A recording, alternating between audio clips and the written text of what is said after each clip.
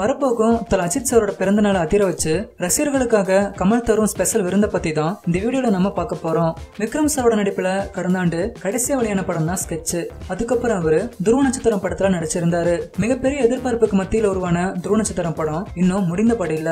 இந்த சமயத்துல விக்ரம் சார் பெருசா நம்பி இருக்கிறது கடாரம் கொண்டான் படத்தை தான். உலக நாயகன் கமல்ஹாசன் தயாரிப்புல அவரோட உதவியாளர் ராஜேஷ் செல்வாய்க்கும் இந்த படத்தோட படப்பிடிப்பு முடிந்து இப்போ போஸ்ட் ப்ரொடக்ஷன் வேலைகள் நடந்து வந்துட்டு இருக்கு. இந்த நிலையில இந்த படத்துல இருந்து ஒரு ஸ்பெஷல் அப்டேட் ஒன்று வெளியாகி இருக்கு. அது என்னன்னா, ஜிப்ரான் இசையில உருவாகி இருக்கும் இந்த படத்தோட முதல் பாடல ஒரு மே 1ஆம் தேதி, அதாவது தல அஜித் சாரோட பிறந்த நாள்ல வெளியாகி இருக்கான். இந்த தகவலை படக்குழு அதிகாரப்பூர்வமா தெரிவிச்சிருக்காங்க. யாரும் எதிர்பார்க்காத வகையில தல அஜித் சாரோட பர்த்டேவை அதிர வச்சு இப்படி ஒரு ட்ரீட் கொடுக்க போறாரு கமல்ஹாசன்.